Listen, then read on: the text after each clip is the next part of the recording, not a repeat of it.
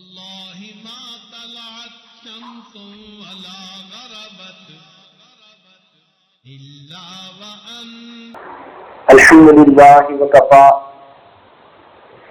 وسلام على عباده الذين اصطفى أما بعد أعوذ بالله من الشيطان الرجيم بسم الله الرحمن الرحيم ألم يأن للذين آمنوا أن تخشع قلوبهم لذكر الله وما نزل من الحق ولا يكونوا كالذين أوتوا الكتاب من قبل فطال عليهم الأمد فقست قلوبهم وكثير منهم فاسقون. وقال رسول الله صلى الله عليه وسلم من بكى من خشية الله حرم الله عليه النار أو كما قال عليه الصلاة والسلام. سبحان ربك رب العزة عما يصفون وسلام على المرسلين والحمد لله رب العالمين. اللهم صل على سيدنا محمد وعلى آل سيدنا محمد وبارك وسلم. نبی علیہ السلام کا ارشاد ہے من بکا من خشیت اللہ، جو اللہ رب العزت کی خشیت کی وجہ سے رویا، حرم اللہ علیہ النار، اللہ تعالیٰ جہنم کی آگ اس پر حرام کر دیتے ہیں.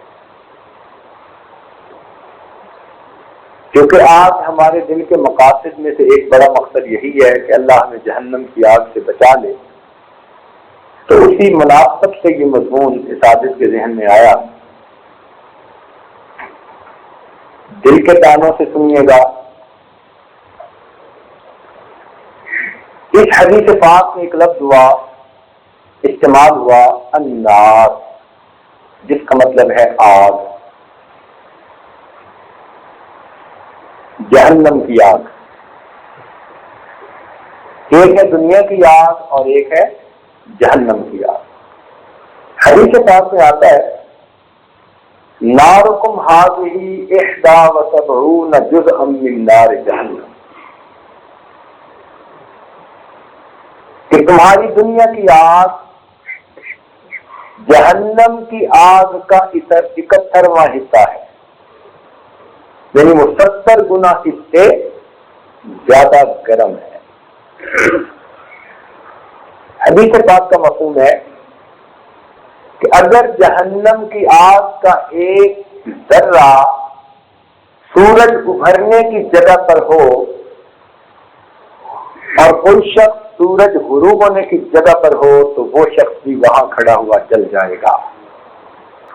ایک روایت میں ہے کہ اس آگ کی وجہ سے جہنمیوں کو اتنا پسینہ آئے گا کہ جہنمیوں کے پسینے کا ایک قطرہ اگر احد پہاڑ پر ڈال دیا جائے تو احد پہاڑ بھی پگھل جائے. دنیا کی آگ جہاں بڑھتی ہے روشنی پھیلتی ہے، جہنم کی آگ جہاں جتنی زیادہ ہوگی اتنی ظلمت، اتنا اندھیرا زیادہ ہوگا. دنیا کی آگ نیک اور بد سب کو جلاتی ہے.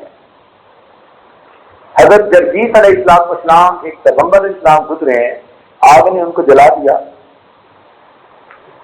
حضرت موسیٰ علیہ السلام نے آگ کا انگارہ زبان پر رکھا تھا، آگ نے ان کی زبان کو جلا دیا. تو دنیا کی آگ نیک اور بد سب کو جلاتی ہے، لیکن جہنم کی آگ فقط بروں کو جلائے گی، نیکوں پر اثر انداز نہیں ہو سکے گی. حدیث پاک میں ہے کہ اللہ رب العزت ایمان والوں سے کہیں گے کہ تم جہنمیوں کی اگر شفاعت کرنا چاہتے ہو تو کرو. تو جہنمی تم صراط پر آئیں گے، جنتی تم صراط پر آئیں گے کہ جہنمیوں کو پہچان کر ان کی شفاعت کریں.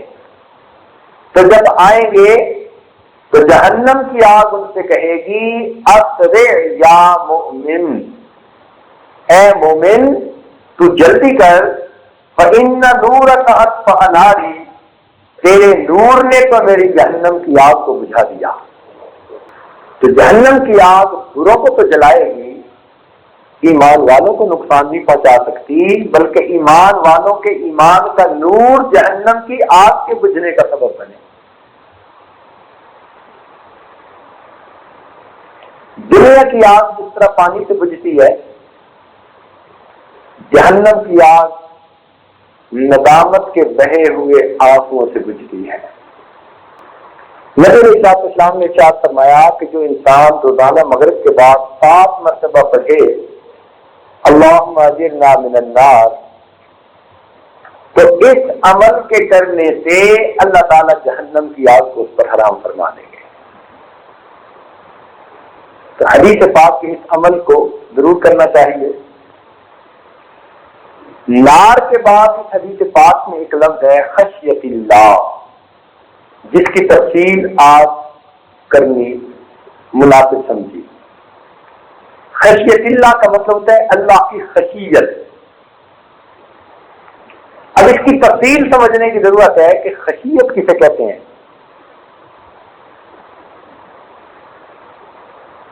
امام راغب اصفہانی نے مفردات میں لکھا ہے الخشوع الذراع واکثر ما یستعمل فيما يوجد من الجوارح، اور یہ اکثر استعمال ہوتا ہے اعضاء کے اوپر انسان کی جو کیفیت ہوتی ہے. تو خشوع کہتے ہیں انسان کے اعضاء اور جوارح کے اوپر ایک خاص قسم کی کیفیت کا ہونا.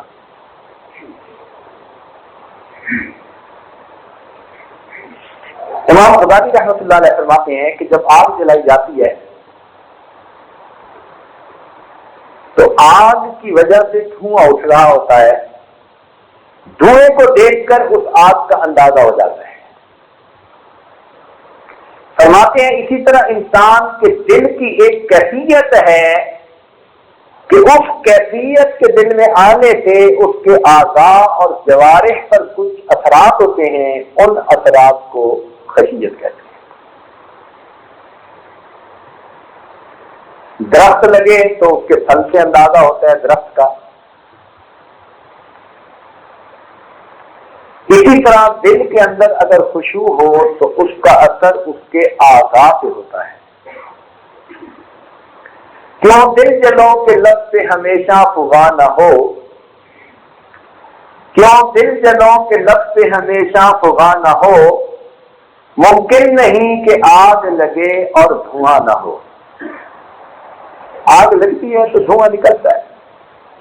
تو دل کی کوئی خاص کیفیت بنتی ہے تو جسم پر اس کے اثرات مرتب ہوتے ہیں، اس کو روک نہیں سکتا کوئی. آہیں بھی نکلتی ہیں اگر دل میں لگی ہو آگ تو موقوف دھواں نہیں ہوتا. چنانچہ امام غازی رحمۃ اللہ علیہ الم یعن للذین آمنوا والی آیت کی تفسیر میں لکھتے ہیں کہ ان المؤمن لا يكون مؤمنا في الحقیقت الا مع خشوع القلب، کہ بے شک مومن حقیقت میں مومن ہو ہی نہیں سکتا جب تک کہ اس کے دل کے اندر خشوع نہ ہو. کیونکہ اللہ تعالیٰ جو فرماتے ہیں الم یعن للذین آمنوا ان تخشع قلوبهم لذکر اللہ وما نزل من الحق، تو اس کی تفسیر میں فرماتے ہیں کہ مومن اس وقت تک مومن ہو ہی نہیں سکتا جب تک کہ اس کے دل کے اندر خشوع نہ ہو. قرآن مجید کی آیت ہے تقشعر منہ جلود الذین یخشون ربہم، کہ جو لوگ اپنے رب سے خشوع والے ہوتے ہیں ان کی جو جلد ہوتی ہے اس کے اوپر ایک شعرار ہوتا ہے. چنانچہ امام غزالی رحمۃ اللہ نے فرمایا کہ خشوع کی یہ پہچان کہ کبھی تو بندہ تڑپتا ہے، کبھی روتا ہے، کبھی آہیں بھرتا ہے اور کبھی اس کو طمانینت اور سکون نصیب ہوتا ہے. یہ اپنی اپنی کیفیتیں ہیں. کسی بندے کو طمانینت سکون ملے گا، یہ بھی خشوع کی علامت، کوئی تڑپے گا یہ بھی خشوع کی علامت، کوئی روئے گا یہ بھی خشوع کی علامت، کوئی آہیں بھرے گا، ٹھنڈی آ لے گا، یہ بھی خشوع کی علامت۔ آئے جتنے فرزانے گئے، فرزانہ کہتے ہیں عقل مند بندے کو، لوٹ آئے جتنے فرزانے گئے، تاب منزل صرف دیوانے گئے، آہ کو نسبت ہے کچھ اس راہ سے، آہ نکلی اور پہچانے گئے۔ تو جن کے دلوں میں محبت بھری ہوتی ہے تو آہیں تو نکلتی ہیں ان کی۔ چنانچہ نماز کے اندر خشوع کے معنی یہ کہ انسان کو طمانینت نصیب ہو، اعضاء اور جوارح کے اندر سکون ہو اور انسان ڈوب کے نماز پڑھ رہا ہو، اس کو خشوع کہتے ہیں نماز کے اندر۔ ایک ہے ذکر اللہ میں خشوع۔ ذکر میں خشوع ہوتا ہے وجلت قلوبہم، دل کا تڑپنا۔ تو نماز کا خشوع طمانینت قلب، اور ذکر کی حالت میں خشوع کیا ہوگا؟ وجلت قلوبہم، دلوں کا تڑپنا، گڑ گڑانا۔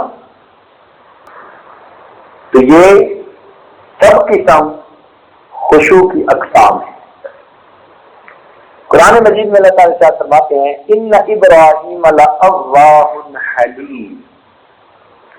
اب تفسیر روح البیان میں ہے کہ الاواہ الخاشع المتضرع، کہ اواہ کہتے ہیں خاشع کو اور متضرع کو۔ تو آہ جو ہوتی ہے نا یہ ہمیشہ زور کی ہوتی ہے، آہ جب بھی کوئی بھرتا ہے تو آہ ہمیشہ زور کی ہوتی ہے۔ چنانچہ امام بخاری رحمۃ اللہ علیہ نے بخاری شریف میں ایک شعر نقل کیا ہے، فرماتے ہیں اذا ما قمت ارحلها بلیل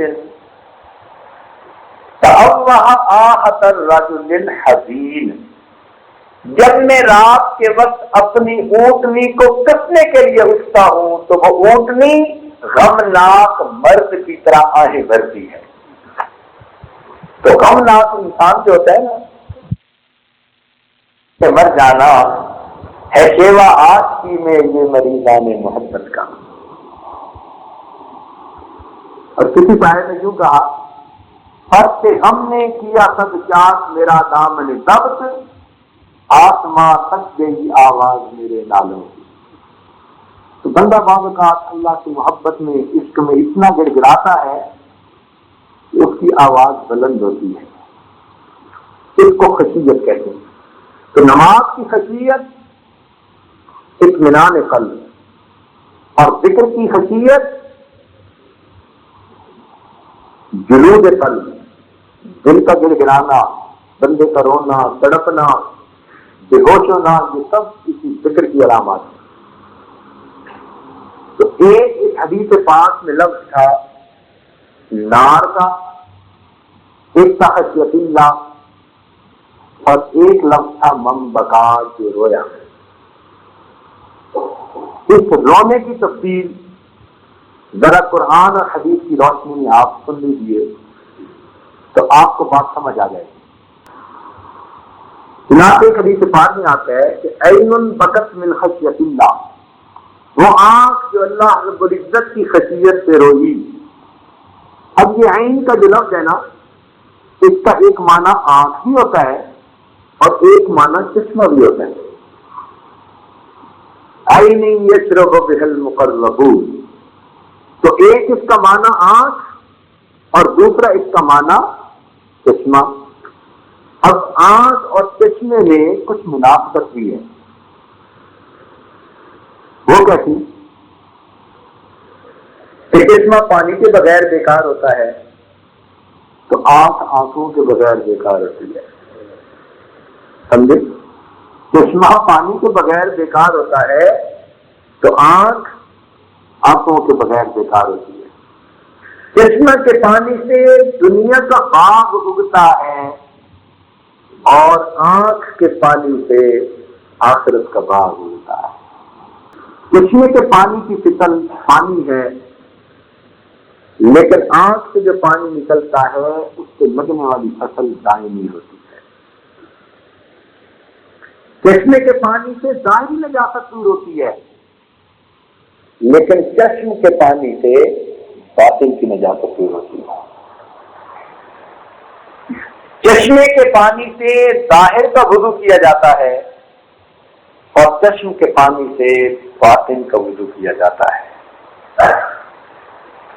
چشمے کا پانی روز قیامت میدان میں نہیں تلے گا، لیکن چشم سے نکلا ہوا پانی جو اللہ کی محبت میں یا اللہ کے خوف کی وجہ سے بہے گا، قیامت کے دن انسان کے میزان عمل میں تولا جائے گا۔ اور حدیث پاک میں فرمایا کہ ندامت کا نکلا ہوا آنسو اللہ کے ہاں اتنا پسندیدہ ہوگا کہ مومن کا ایک آنسو میزان میں جبل احد سے بھی زیادہ وزنی ہو جائے گا۔ ایک ایک آنسو جبل احد سے بھی زیادہ وزنی بن جائے گا۔ جناب عبداللہ ابن عمر رضی اللہ تعالیٰ عنہ قال النبی صلی اللہ علیہ وسلم فرماتے ہیں کہ نبی علیہ السلام نے ارشاد فرمایا تضرعوا وابکوا، تم رو اور گر گڑاؤ، فإن السماوات والأرض والشمس والقمر والنجوم يبكون من خشية اللہ، کہ زمین، آسمان، سورج، چاند اور ستارے سب کے سب اللہ کی خشیت سے روتے ہیں۔ تو فرمایا گیا کہ تم بھی رو، اس لیے کہ یہ سب چیزیں اللہ کی خشیت سے روتی ہیں۔ قرآن پاک میں اللہ تعالیٰ فرماتے ہیں فَلْيَضْحَكُوا قَلِيلًا وَلْيَبْكُوا كَثِيرًا، کہ تم ہنسو تھوڑا اور رو زیادہ، جبکہ ہمارا معاملہ الٹ ہے، ہم ہنستے زیادہ ہیں اور روتے۔ آپ نے مردہ بکری کا سر دیکھا ہے؟ بکری کو ذبح کرتے ہیں تو اس کا سر دیکھا ہے، اس نے دانت نکالے ہوتے ہیں۔ تو مردہ بکری کی طرح دانت نکالنے والے اللہ کی عظمت کا ذرا خیال کر لینا۔ رونے کی اپنی ایک لذت ہے۔ جب انسان شمع کی طرح آنسو بہائے گا تو پھر اپنے دل کا گھر روشن پائے گا۔ علماء نے رونے کی کچھ اقسام لکھی ہیں۔ سب سے پہلی قسم فرماتے ہیں مصیبت پر رونا۔ یہ ایک طبعی سا امر ہے کہ انسان پر جب بھی کوئی مصیبت آتی ہے تو اس کے خود بخود آنکھوں سے آنسو نکل آتے ہیں۔ یہ سب سے پہلی قسم ہے رونے کی۔ دوسرا رونا اس کو کہتے ہیں کسی کے فراق میں رونا، کسی کی جدائی میں رونا۔ یہ بھی علماء نے لکھا ہے۔ مثال کے طور پر نبی علیہ السلام اپنے بیٹے کی ابراہیم علیہ السلام کی وفات پر روئے۔ جب آپ ان کو دفن فرما رہے تھے تو محبوب کی آنکھوں سے آنسو نکل رہے تھے۔ ایک صحابی نے دیکھا تو عرض کرنے لگا اے اللہ کے محبوب آپ بھی رو رہے ہیں؟ آپ نے فرمایا القلب یحزن والعین تدمع، دل مغموم ہے اور آنکھ رو رہی ہے۔ لا اقول ما یسخط بہ الرب، میں کوئی ایسی بات زبان سے نہیں کرتا جو میرے رب کو ناراض کرنے والی ہو۔ یعنی صبر ہے۔ حضرت یعقوب علیہ السلام حضرت یوسف علیہ السلام کی جدائی میں روئے، اتنا روئے وَابْيَضَّتْ عَيْنَاهُ مِنَ الْحُزْنِ فَهُوَ كَظِيمٌ، اتنا روئے کہ رو رو کر ان کی آنکھیں سفید ہو گئی۔ اس کی اپنی تفصیل ہے کہ اتنا کیوں روئے۔ امام ربانی مجدد ثانی رحمۃ اللہ نے اس کی تفصیل لکھی ہے۔ وہ کہتے ہیں کہ عام بندہ حیران ہوتا ہے کہ بیٹے مر بھی جاتے ہیں، جدا بھی ہو جاتے ہیں، ان کو ڈاکو چور بھی پکڑ کے لے جاتے ہیں، اتنا تو کوئی نہیں روتا جتنا یعقوب علیہ السلام روئے کہ آنکھوں کی بینائی چلی گئی۔ تو فرماتے ہیں کہ دراصل ایک حقیقت تھی وہ یہ کہ اللہ رب العزت نے حضرت یوسف علیہ السلام کو جنتی حسن کا ایک ذرہ عطا کر دیا تھا، جنتی حسن کا ایک ذرہ عطا کر دیا تھا، اور یعقوب علیہ السلام سمجھتے تھے کہ یہ نعمت اللہ نے میرے بیٹے کو دی، اور یہ جنت کی نعمت اللہ تعالیٰ کی مطلوب نعمت ہے، وہ اس نعمت کو اپنے پاس رکھنا چاہتے تھے۔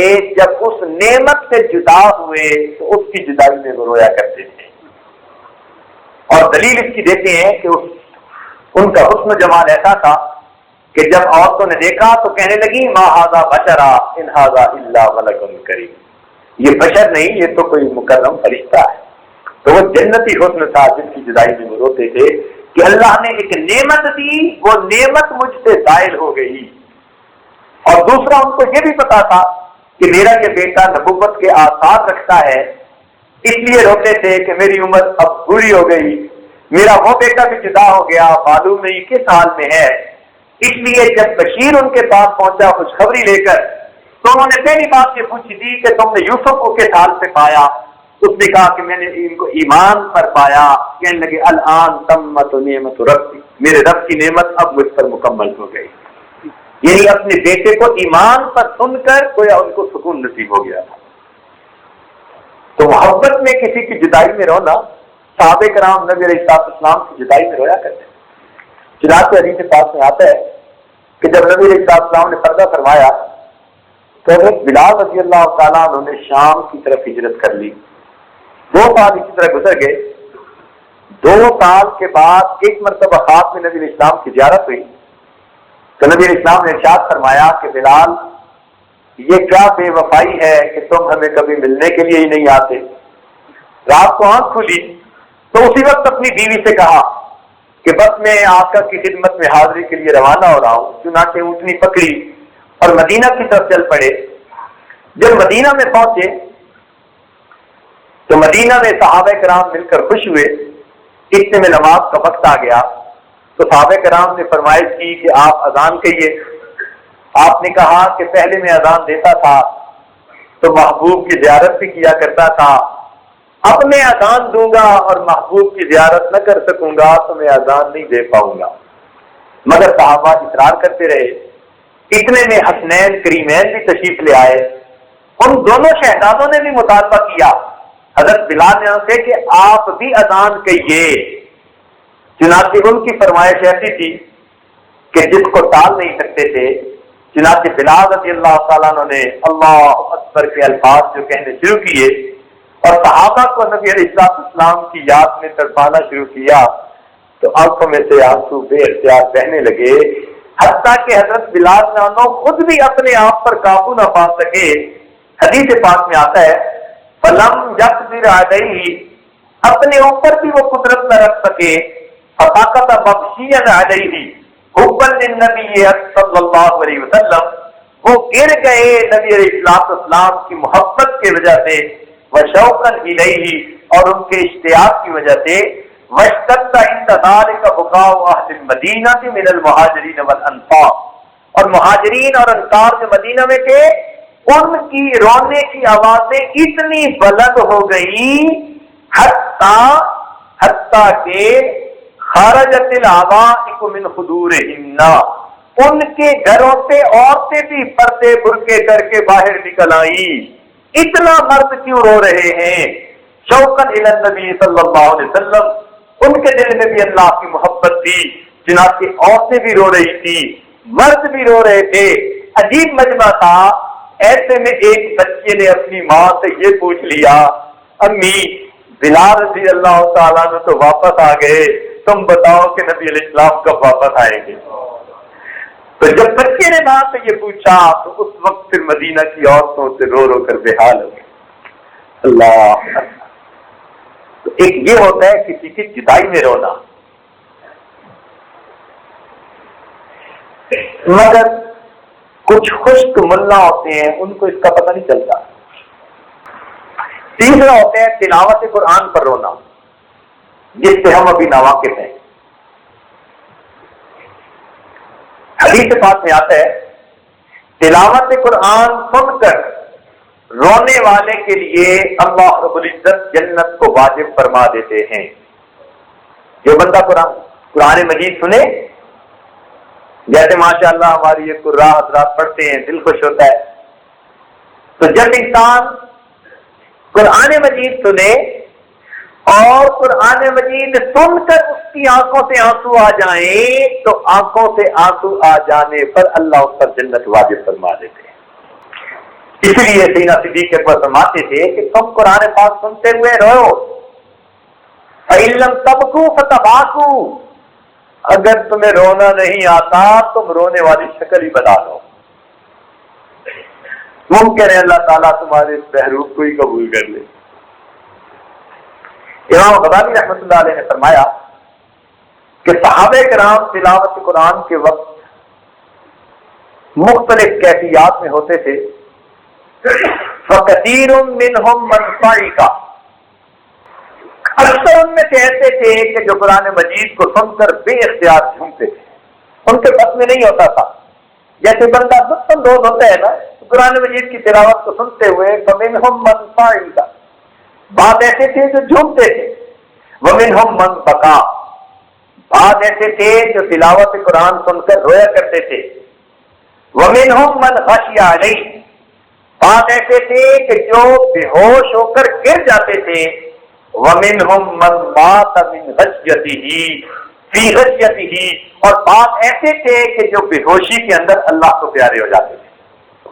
جیسے عمران بن حسین رضی اللہ عنہ نبی شام کے پیچھے تہجد کے نفل کی نیت باندھی، محبوب نے قرآن کی آیت پڑھی، اِنَّ لَدَيْنَا أَنْكَالًا وَجَحِيمًا وَطَعَامًا ذَا غُصَّةٍ وَعَذَابًا أَلِيمًا، محبوب کی زبان سے الفاظ ایسے پرتاثیر تھے، عمران لانو نیچے گرے اور وہیں ان کی وفات ہو گئی۔ تو قرآن مجید سن کر صحابہ کرام کی یہ حالت ہوتی تھی۔ چنانچہ ایک دفعہ حضرت عبداللہ ابن مسعود رضی اللہ عنہ کو نبی اسلام نے فرمایا کہ تم قرآن پڑھو۔ ان کا اللہ کے نبی آپ پر یہ نازل ہوا، میں آپ کے سامنے پڑھوں؟ فرمایا ہاں میرا جی چاہتا ہے کہ میں بھی کسی دوسرے سے سنوں۔ انہوں نے پڑھنا شروع کیا، پڑھتے پڑھتے جب وہ اس آیت پر پہنچے، فَلَنَسْأَلَنَّ الَّذِينَ أُرْسِلَ إِلَيْهِمْ وَلَنَسْأَلَنَّ الْمُرْسَلِينَ، تو حدیث پاک میں آتا ہے کہ نبی علیہ السلام کی آنکھوں سے آنسو گرنے لگے، آنکھوں کے موتی گرنے لگے۔ اللہ، محبوب بھی اللہ کا کلام سنتے سنتے جب یہ آیت سنی تو بے اختیار آپ کی آنکھوں سے بھی آنسو آ گئے۔ اس لیے جب آپ نے اپنی وفات کے قریب سیدنا صدیق اکبر رضی اللہ عنہ کو امام بنانے کے بارے میں سیدہ عائشہ صدیق رضی اللہ عنہ کو بتایا کہ میں ابو بکر صدیق کو نماز کا امام بنا رہا ہوں، تو سیدہ عائشہ نے امامت ابو بکر کے بارے میں کہا، اے اللہ کے نبی، ان ابا بکر رضی اللہ تعالیٰ عنہ اذا قام فی مقامہ، کہ جب ابو بکر آپ کے مصلی پر کھڑے ہوں گے، لم یسمع الناس عن البکاء، لوگ ان کے رونے کی وجہ سے ان کی قرأت سن ہی نہیں سکیں گے۔ یعنی آپ جہاں کھڑے ہو کے نماز پڑھاتے تھے ان کو اتنی محبت ہے آپ سے کہ جب وہ جگہ پر کھڑے ہوں گے نا تو وہ قرأت کیا کریں گے، وہ تو اتنا روئیں گے، ان کے رونے کی وجہ سے لوگوں کو قرآن کی آواز ہی نہیں سنائی دے گی۔ تو معلوم ہوا کہ سیدنا صدیق رضی اللہ عنہ قرآن پڑھتے ہوئے بہت ہی گریا کیا کرتے تھے، رویا کرتے تھے۔ حضرت عمر رضی اللہ عنہ بھی اسی طرح روتے تھے۔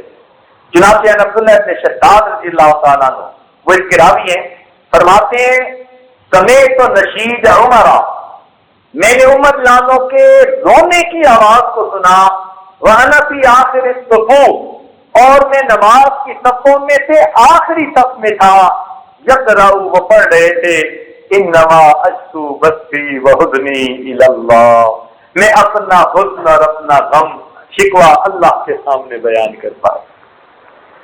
تو ان آیات سے پتہ چلا کہ صحابہ کرام قرآن مجید کو پڑھتے ہوئے رویا بھی کرتے تھے، فوت بھی ہو جاتے تھے، بے ہوش بھی ہو جاتے تھے۔ چنانچہ امام شافعی رحمۃ اللہ کے بارے میں لکھا ہے کہ انہوں نے ایک مرتبہ قاری کو پڑھتے ہوئے سنا، ھذا یوم لا ینطقون ولا یؤذن لهم فیعتذرون، اس کو پڑھ کر اس کو سنا، گر گئے اور بے ہوش ہو گئے۔ امام شافعی رحمۃ اللہ علیہ بھی اپنے آپ پر قابو نہ پا سکے۔ چنانچہ فضیل بن عیاض رحمۃ اللہ کے بیٹے علی بن فضیل کے بارے میں بہت ساری کتابوں میں لکھا ہے کہ ایک مرتبہ ان کے سامنے کسی نے پڑھا یوم یقوم الناس لرب العالمین، اس آیت کو سنتے ہی وہ غش کھا کر گرے اور بے ہوش ہو گئے۔ اسی طرح سیدنا عائشہ صدیقہ رضی اللہ تعالیٰ عنہ نے ایک رات یہ آیت پڑھی اور روتے روتے گزار دی، وَبَدَا لَهُم مِّنَ اللَّهِ مَا لَمْ يَكُونُوا يَحْتَسِبُونَ۔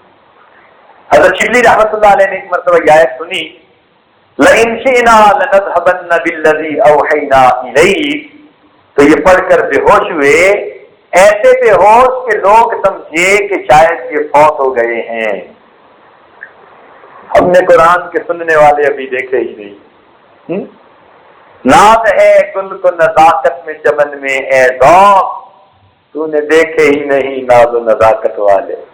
کاش کہ ہم بھی کوئی عاشق قرآن کا دیکھ لیتے، ہمیں پھر پتہ چلتا کہ ان حضرات پر کیا کیفیت ہوتی ہے۔ آج حالت یہ ہے کہ شعر سن کے رونے آتے ہیں، غزل سنا دو، نظم سنا دو، کوئی بندوں کے بنائے ہوئے اشعار پڑھ دو تو محفل کے لوگ رونا شروع کر دیں گے، اور اللہ کا قرآن سنا دو تو کسی پہ اثر نہیں ہوگا۔ اس کی وجہ کیا ہوتی ہے؟ وجہ یہ ہوتی ہے کہ چونکہ دل میں مخلوق کا تعلق بھرا ہوتا ہے، مخلوق کا کلام سن کر دل متاثر ہوتا ہے، دل میں اللہ کی محبت کی وہ کیفیت نہیں ہوتی جو ہونی چاہیے، اس لیے اللہ کا کلام سن کے دل پہ اثر نہیں ہوتا۔ تو قرآن سن کے رونا نہ آئے تو انسان اپنے دل کی خیر منائے۔ اب اس وقت 2 آیتیں یادت پڑے گا اور آپ گھر جا کر چند بار سجدے کر دینا، سمجھ رہے ہیں نا؟ جتنے لوگ سن رہے ہیں گھر جا کے آپ 10-12 سجدے کر دینا قرآن تلاوت قرآن کے۔ لیکن ذرا قرآن کی کچھ آیت میں آج آپ کے سامنے پڑھنا چاہتا ہوں، چونکہ علماء کے چہرے نظر آ رہے ہیں نا، تو میں کوئی بات ان کو آج سمجھانے کا ارادہ ہے۔ اللہ تعالیٰ ارشاد فرماتے ہیں ان الذین اوتوا العلم من قبل، تو بات کن کی ہو رہی ہے؟ اہل علم کی۔ توجہ فرمائیں علماء طلباء، بات کن کی ہو رہی ہے؟ اہل علم کی۔ عوام الناس کا کیا کہنا؟ ان لوگوں کی بات ہو رہی ہے جو علم رکھنے والے ہیں، ان کی کیا پہچان، کیا نشانی؟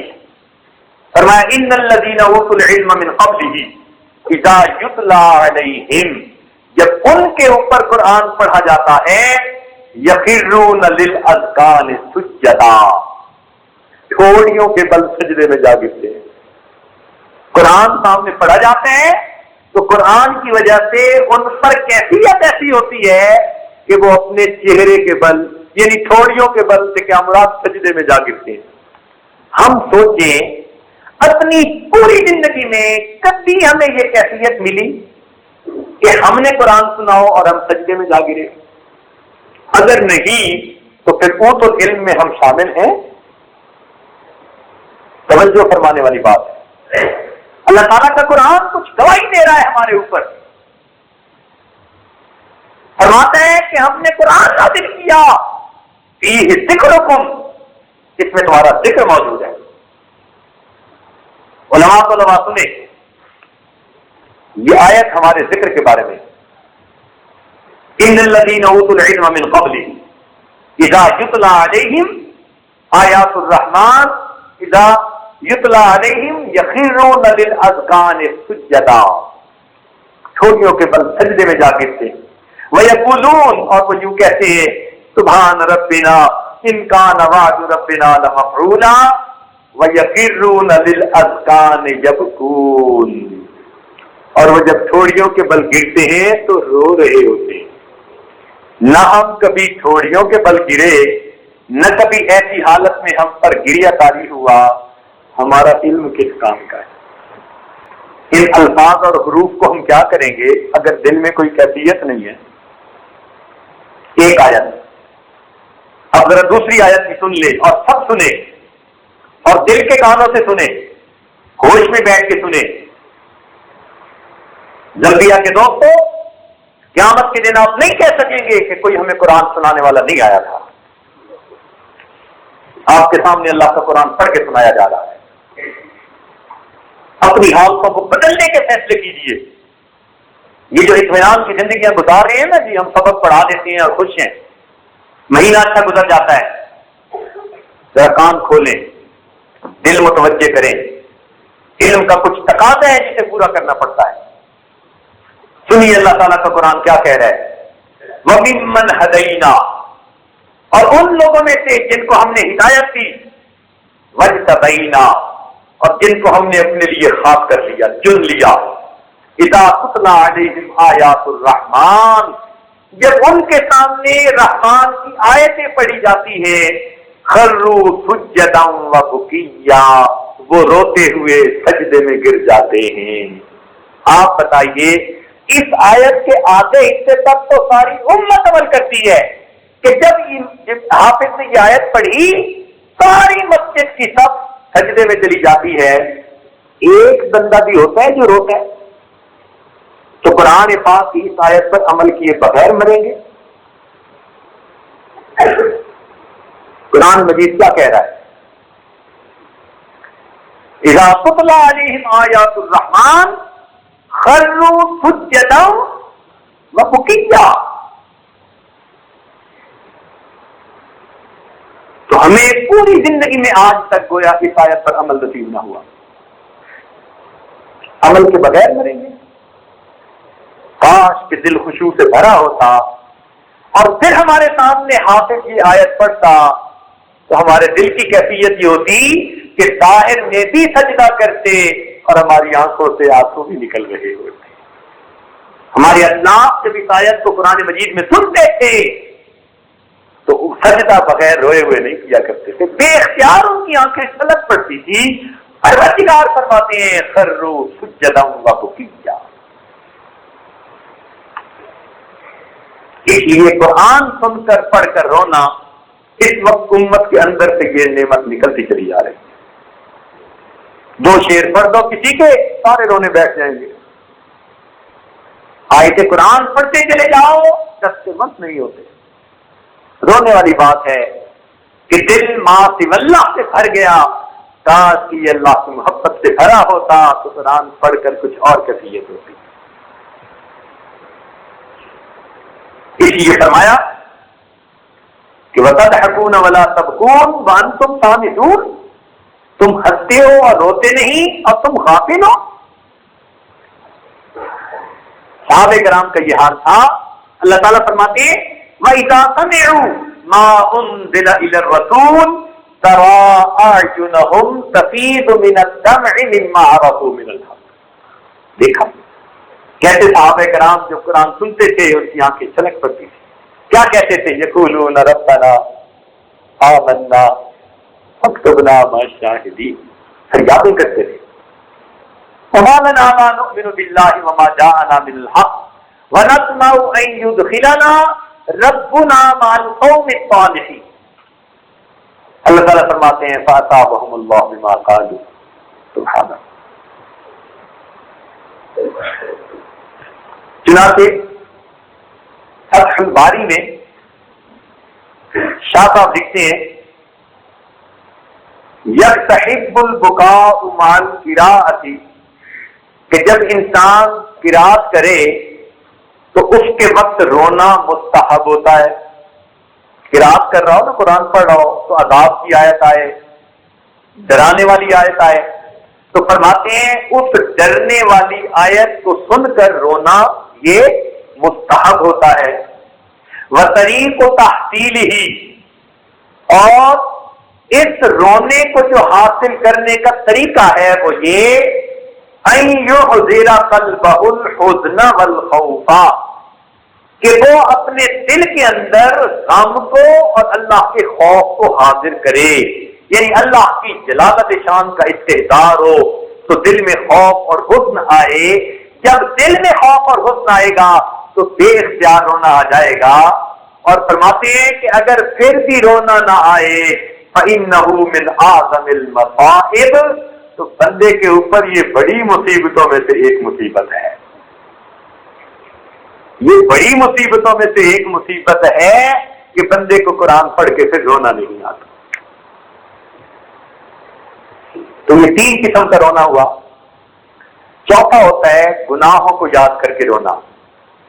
چنانچہ حدیث پاک میں آتا ہے من تذکر خطایا، جس نے اپنے گناہوں کو یاد کیا، وبکا عیناہ، اور اس کی آنکھیں رو پڑی، رضی منہ الالہ، اس سے اس کا معبود راضی ہو گیا.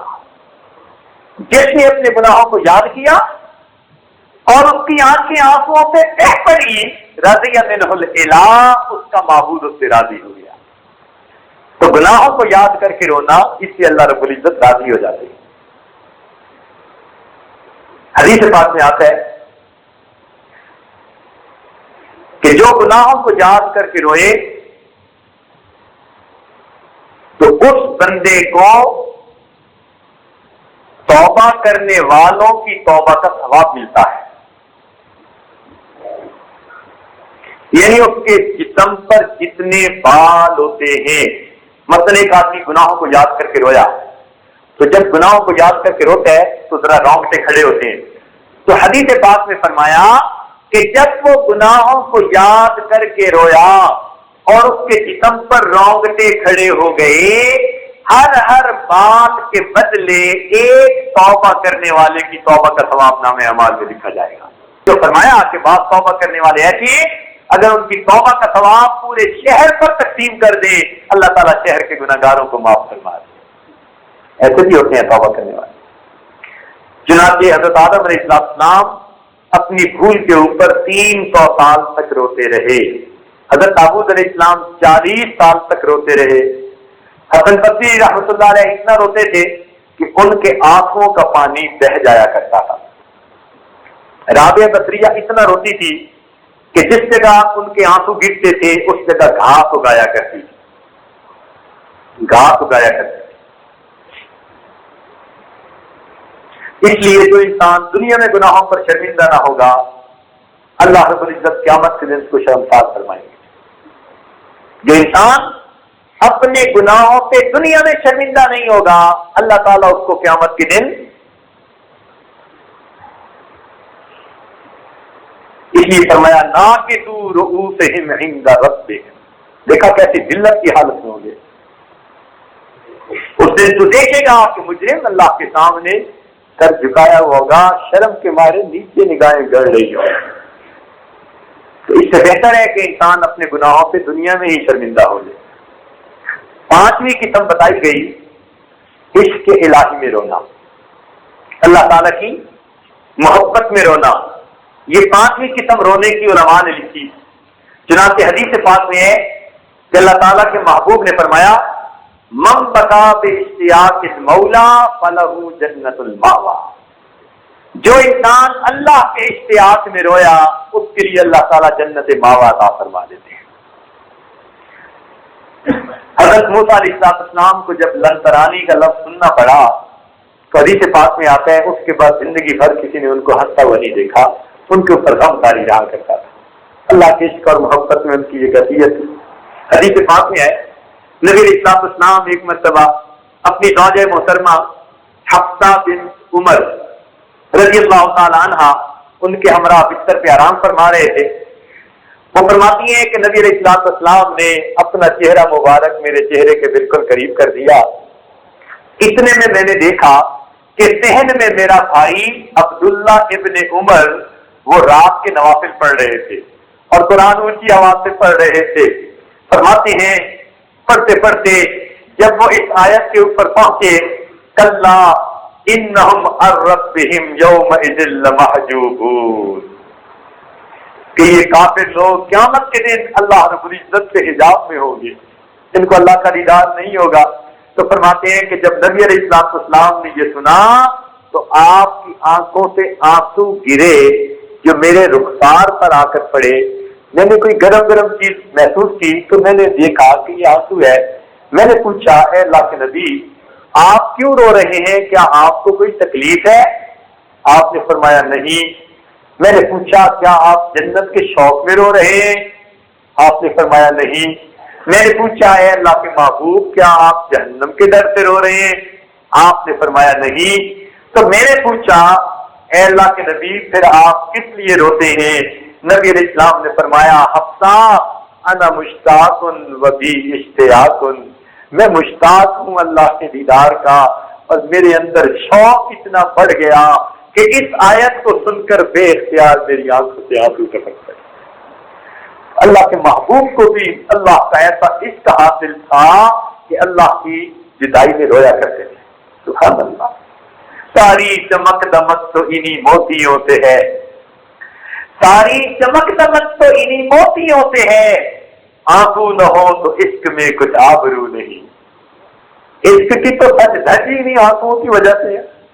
چنانچہ حضرت شعیب رضی اللہ عنہ ایک مرتبہ اس کے الہی میں روئے، حدیث پاک میں آتا ہے فقال اللہ لہ ما ھذا البکا، اللہ رب العزت نے ان سے پوچھا کہ اے شعیب علیہ السلام یہ آپ کا رونا کس لیے ہے؟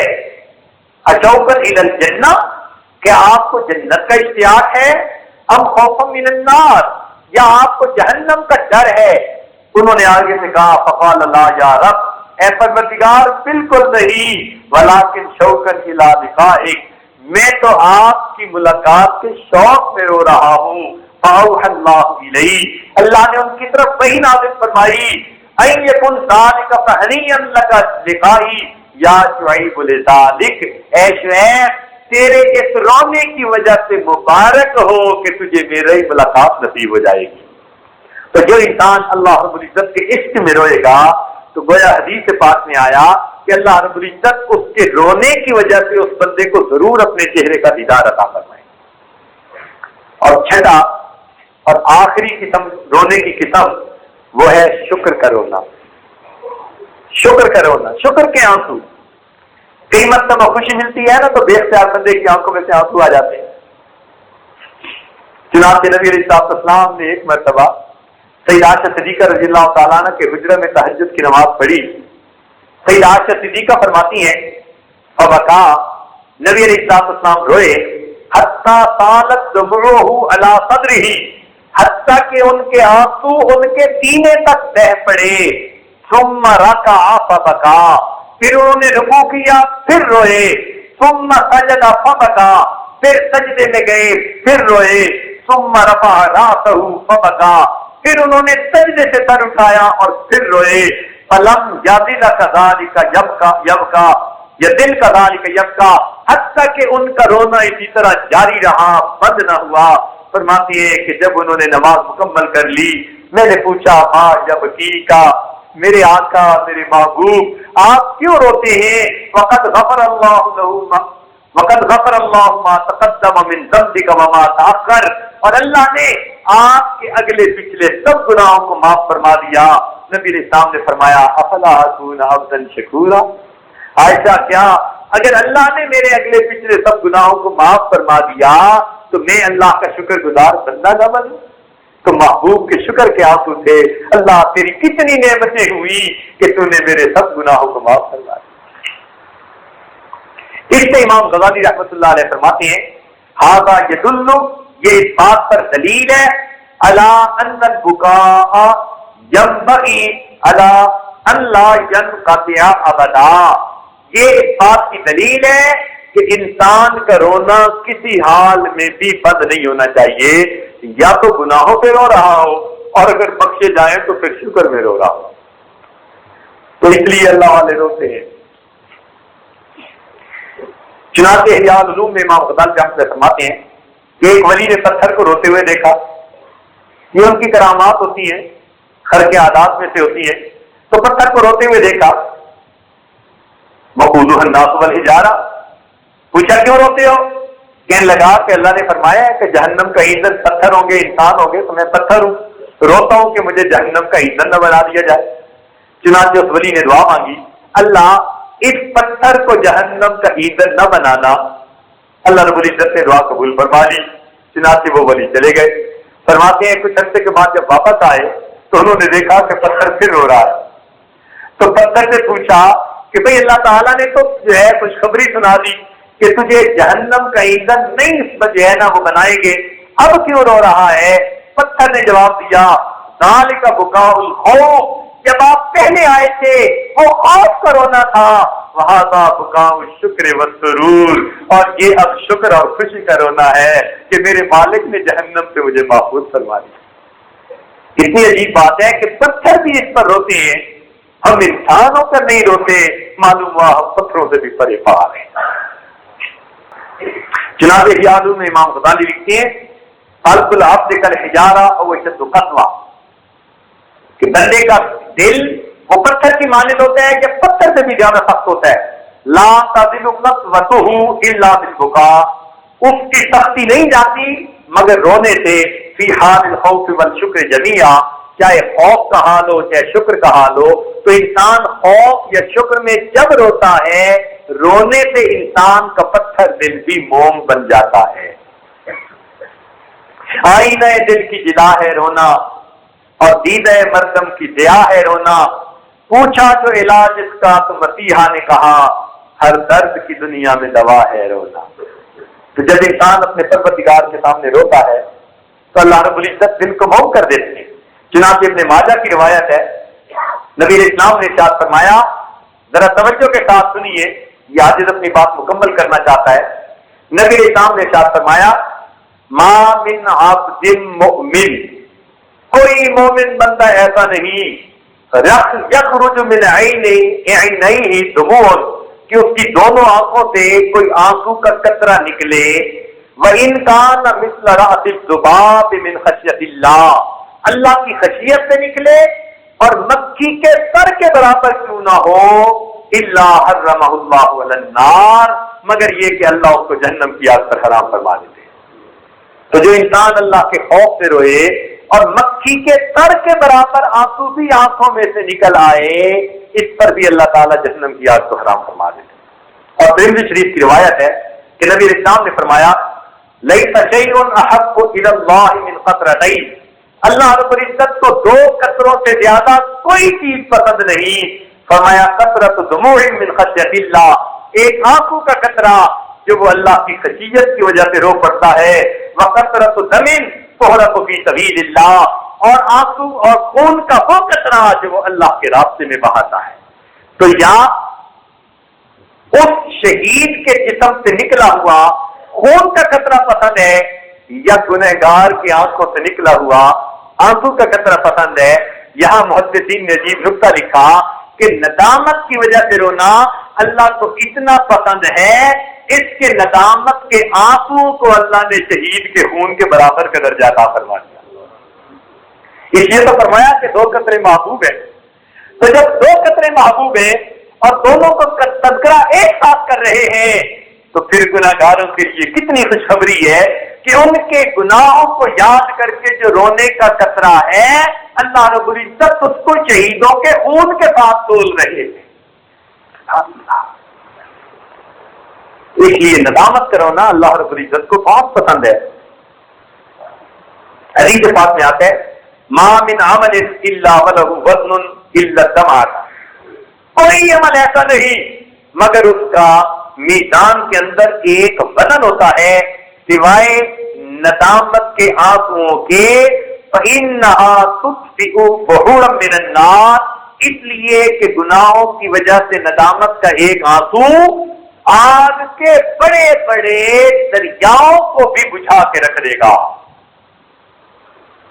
تو دنیا میں ایک آنسو بہا لینا آسان اور جہنم کی آگ سے بچ جانا اس کے امکان، ایک آنسو بہانا آسان اور اس کے بدلے جہنم کی آگ سے بچنے کا امکان۔ حدیث پاک میں آتے ہیں، نبی اسلام نے ارشاد فرمایا، قیامت کے دن ایک گنہگار پریشان ہوگا کہ میری تو شفاعت کرنے والا کوئی بھی نہیں، کوئی اس کا دوست ساتھی نہیں ہوگا جو اس کی شفاعت کرے گا۔ تو ایسے وقت میں کہ جب کوئی بھی اس کی شفاعت نہیں کر رہا ہوگا اور وہ بڑا غمزدہ ہوگا، حدیث پاک میں الفاظ ہیں، فَتَشْهَدُ تِلْكَ الشَّعْرَةُ لِذَلِكَ، اس کی پلکوں کا ایک بال، یہ جو پلکیں ہیں نا، ان کا ایک بال اللہ سے ہم کلامی کرے گا اور وہ بال کہے گا، اے اللہ، یہ آپ کی محبت میں یا آپ کے خوف میں ایک مرتبہ اتنا رویا تھا، چھوٹا سا تو نکلا تھا اور میں ایک بال تر ہوا تھا، یعنی پلکوں کے سب بال بھی تر نہیں ہوئے تھے، ایک بال تر ہوا تھا، فتشهد تلك الشعرا، پھر وہ ایک بار اس کی گواہی دے گا لذالک العبد کہ یہ بندہ رویا تھا، فإنه قد بكى في الدنيا من خوف ربه، کہ یہ دنیا میں اللہ کے خوف کی وجہ سے رویا تھا، فیغفر له وینادی مناد، اس انسان کی اللہ تعالیٰ بخشش کر دیں گے اور ایک فرشتے کو حکم دیں گے کہ تم اعلان کر دو سارے لوگوں میں، ھذا عتیق اللہ تعالی بشارۃ، یہ بندہ ہے جس کے پلکوں کے ایک بال کی گواہی کو قبول کر کے جہنم سے بری فرما دیا گیا۔ میرے دوستو، جس ماں کا بیٹا گم ہو جائے اس کو رلانے کے لیے مرثیہ خان کی ضرورت پڑتی ہے؟ بتائیے نا ذرا، جس ماں کا بیٹا گم ہو جائے اس کو رلانے کے لیے مرثیہ خان کی ضرورت پڑتی ہے؟ نہیں نہ پڑتی۔ تو پھر